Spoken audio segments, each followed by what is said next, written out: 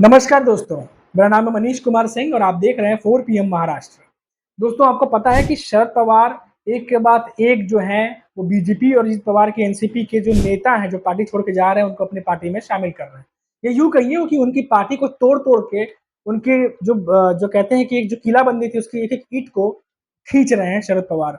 अब इसी सिलसिले को आगे बढ़ाते हुए उद्धव ठाकरे जो हैं उन्होंने भी एक कदम आगे बढ़ा दिया है और एक साथ एक नहीं, दो नहीं बल्कि कई नेता उनकी पार्टी में शामिल हो गए हैं।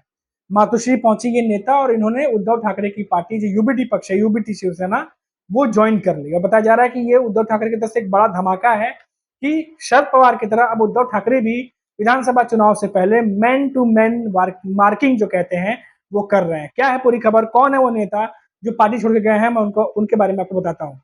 पूर्व विधायक महायुति के दो नेता अब उद्धव ठाकरे की पार्टी में शामिल हो गए हैं। पूर्व विधायक राजन तेली, दीपक सालुंखे और सुरेश बनकर ने मोर्चा संभाल लिया है, ये खबर आ रही है।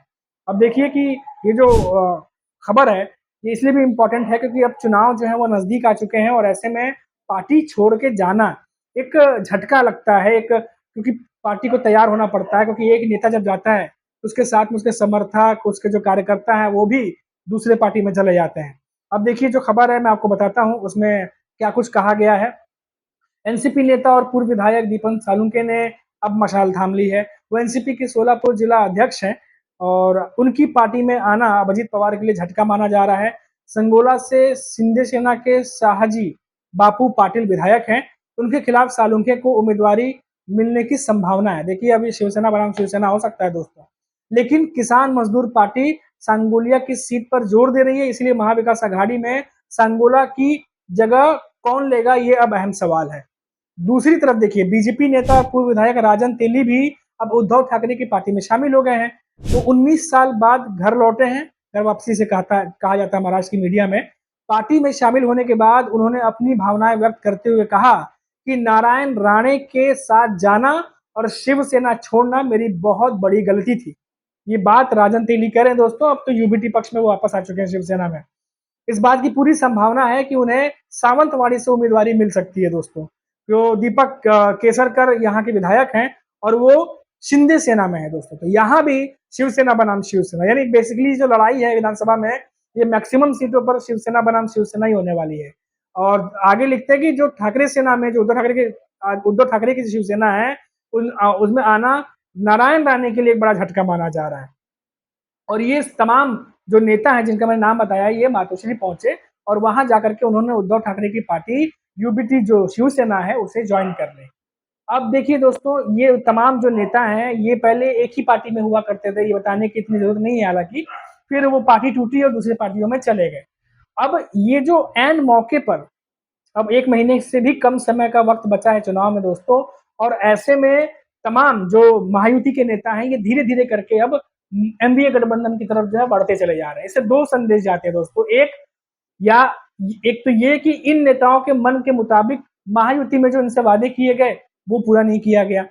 दूसरा कि इन नेताओं को भी कहीं न कहीं लग रहा है कि अब एनडीए गठबंधन में जाना अपने भविष्य में अगर उज्जवल करना है तो एनडीए के साथ चले जाओ क्योंकि हवा जो है वो एनडीए की तरफ बह रही है, ऐसा इन नेताओं को भी लगता है। और ऐसे में अगर एक-एक करके सारे नेता जा रहे हैं तो ये तो वैसा ही है कि जो 2022 में घटित हुआ था वो वापस 2024 के विधानसभा चुनाव में दोबारा घट रहा है। लेकिन उस समय महायुति के फेवर में था, अब इस समय एनडीए के फेवर में है। फर्क सिर्फ इतना है दोस्तों। और साथ ही साथ आपको बता दूं कि अभी हमने एक वीडियो बनाया है, अगर आपने वो वीडियो नहीं देखा होगा, कि और एक खबर आ रही है कि बीजेपी के एक बहुत बड़े नेता हैं लक्ष्मण, जो उनका नाम बताया जा रहा है, वो सोलापुर से जो है वो काफी कद्दावर माने जाते हैं, काफी दिग्गज नेता माने जाते हैं। वो अजीत पवार की वजह से बीजेपी छोड़ रहे हैं। उनका जो वक्तव्य आया है, जो रिपोर्ट्स आई हैं उसमें उन्होंने बताया है कि अजीत पवार की वजह से वो नाराज हैं और इसीलिए वो बीजेपी छोड़ रहे हैं क्योंकि अजीत पवार बीजेपी के साथ गठबंधन में है। तो इससे ये भी एक मैसेज जा रहा है दोस्तों कि बीजेपी के भीतर सिर्फ जो अभी नेता का नाम बताया सिर्फ वो नहीं, उसके अलावा भी और कई नेता हो सकते हैं जिनके अंदर नाराजगी हो, लेकिन किन्हीं वजहों से वो पार्टी नहीं छोड़ पा रहे, क्योंकि लगातार ये खबरें आ रही थी कि बीजेपी के भीतर अजीत पवार को साथ लेने के बाद से नाराजगी है। और लोकसभा चुनाव में तो हमने देखा कि जो उनका मुखपत्र है ऑर्गेनाइजर, उसके बाद हमने और सारे कई नेताओं की जुबानी सुनी कि अजीत पवार को साथ लेना जो है वो बीजेपी को भारी पड़ा, जिसके से उन्हें नुकसान हुआ।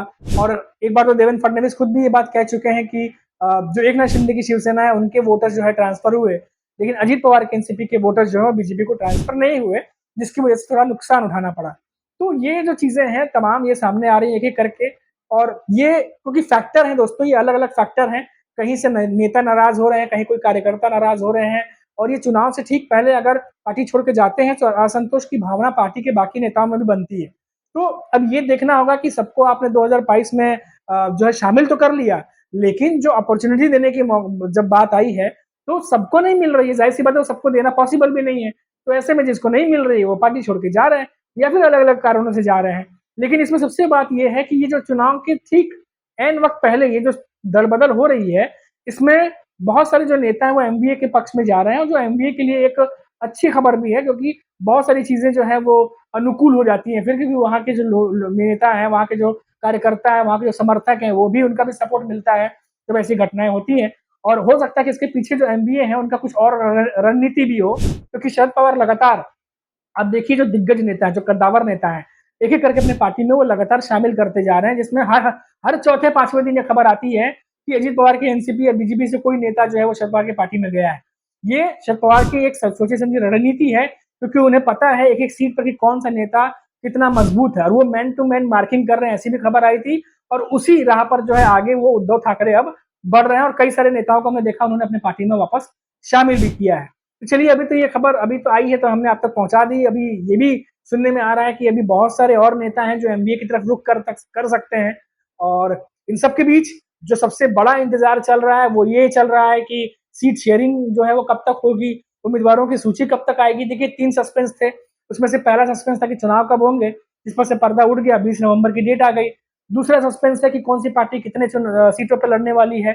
तीसरा सस्पेंस है कि जो उम्मीदवारों की सूची आएगी उनमें नाम किनका होगा, क्योंकि कई बार क्या होता है कि जिनके नाम पर सबकी राय चल रही होती है, मशवरा चल रहा होता है, लेकिन कोई थर्ड नाम ही सामने आता है। तो उम्मीदवारों की सूची को लेकर के भी बहुत ज्यादा इंतजार हो रहा है। अब देखते हैं कि इन 3 में से एक पे तो सस्पेंस उठ गया, बाकी दोनों पर से कब सस्पेंस उठता है। अभी के लिए इतना ही दोस्तों, फिर लौटेंगे तो बात करेंगे महाराष्ट्र की किसी बड़ी खबर पर। तब तक आप देखते रहिए 4 PM महाराष्ट्र, और मुझे इजाजत दीजिए। नमस्कार।